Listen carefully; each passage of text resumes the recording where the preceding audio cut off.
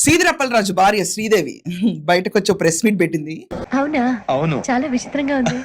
Doctor Seediri Appalaraju గారి భార్యగా మీ అందరి ముందుకి వచ్చాను. ఎందుకు? నా పేరు శ్రీదేవి. అయన్నొద్దు, పాయింట్కి రా. అతనేదో రాజకీయవేత్త, రాజకీయం మొత్తం బ్లడ్ లో ఉన్నట్టు. నిన్ను మొదటి నుంచి చూస్తున్నాను. నువ్వు నాకు రెస్పెక్ట్ ఇవ్వటం లేదు. I want respect. రెస్పెక్ట్ కావాలా? చచ్చిపో. ఇవాళ ఒక రాజకీయ నాయకుడిగా రెచ్చిపోదాం ట్రై చేసిన సీన్ ఏం లేదు అక్కడ. రాజకీయ నాయకుడిగా రాజకీయ నాయకుడు నిన్ను ఎవరు అనుకుంటున్నారో నీకు నువ్వు అనుకుంటే సరిపోతాదా? ఓరి నాయనో, వీడు ఈ టైప్ లో తగిలేడేంటి? నువ్వేంది నిన్నగాక మొన్న వచ్చి పెద్ద పెద్దోళ్ళు కనుమరుగైపోయినారు. అధ్యక్ష, అతను నా గురించే మాట్లాడుతున్నాడు. గత కొన్ని రోజులుగా నడుస్తున్న రాజకీయ కక్షలు, దాని మీద జరుగుతున్న విభేదాలు కోసం మాట్లాడడానికి మీ ముందుకి వచ్చాను. చాలా గొప్ప పని చేశావు.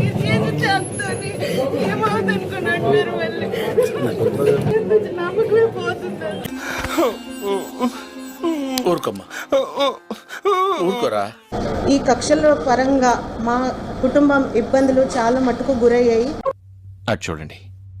మరి ఇక్కడ చిన్న చిన్న పిల్లలు, 4 సంవత్సరాలు 1.5 వయసు పిల్లలు, మరి ఆలు శ్రవులకు తగులుతుంది, హాల్సాకు మౌలకు తగులుతుంది. నా కళ్ళంట నీళ్ళు వస్తున్నాయంట్రా.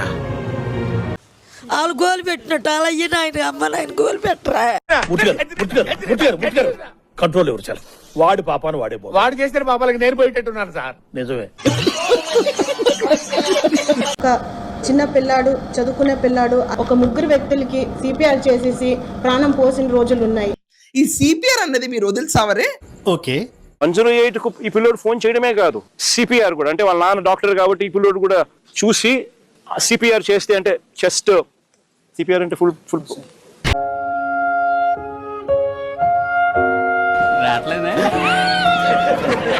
ఆ మనిషిని బతికించాలని చెప్పి సిపిఆర్ కూడా చేసినాడు. చూస్తున్నా అది కూడా చేయకపోతే డాక్టర్ చేసే ఉపయోగం ఏంటి?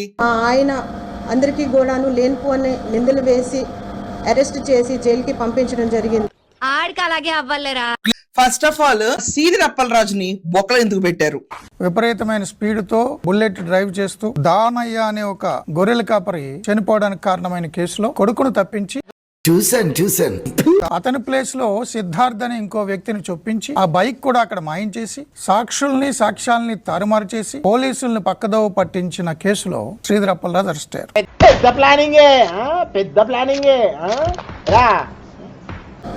ఒక తల్లిగా చంద్రబాబు నాయుడు గారికి అడగాలనుకుంటున్నాను. ఏమిటో అది ఏమంటే, రాజకీయ కక్షలు, రాజకీయ విభేదాలు ఏమైనా ఉంటే మా ఆయన అప్పలరాజు గారి మీద పోరాడండి.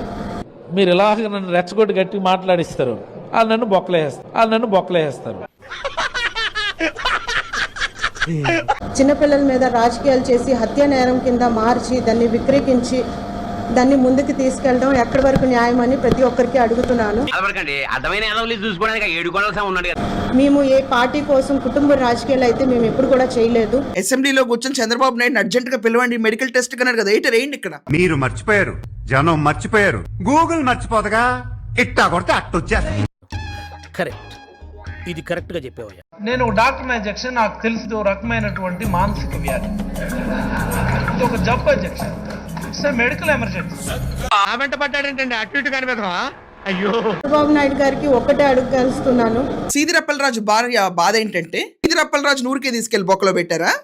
అరే నిజం చెప్పురా.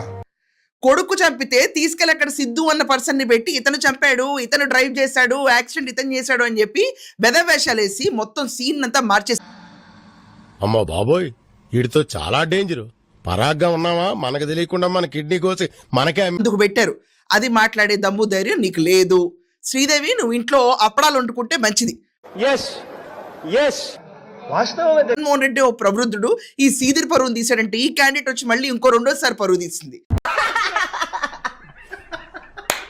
ఏంటంటే ఎంత గొప్ప డాక్టర్ అంటే, ఒరిస్సా నుంచి కూడా వచ్చి వైద్యం చేయించుకుంటారంట.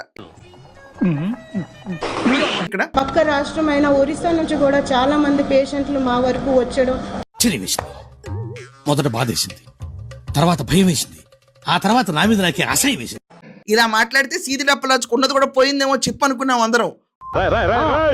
ఏంట్రా ఇది? హస్బెండ్ వెళ్ళిపోయి అక్కడ సిద్ధుని పెడితే మాత్రం దాని గురించి నీకు ప్రాబ్లం లేదు. ఈ శ్రీధర్ అప్పలరాజుకి బెయిల్ రావట్లేదండి. దానికి చంద్రబాబు నాయుడిని ప్రశ్నిస్తాను. అందుకే చెప్పా అప్పడాలు వేసుకో ఇంట్లో అని.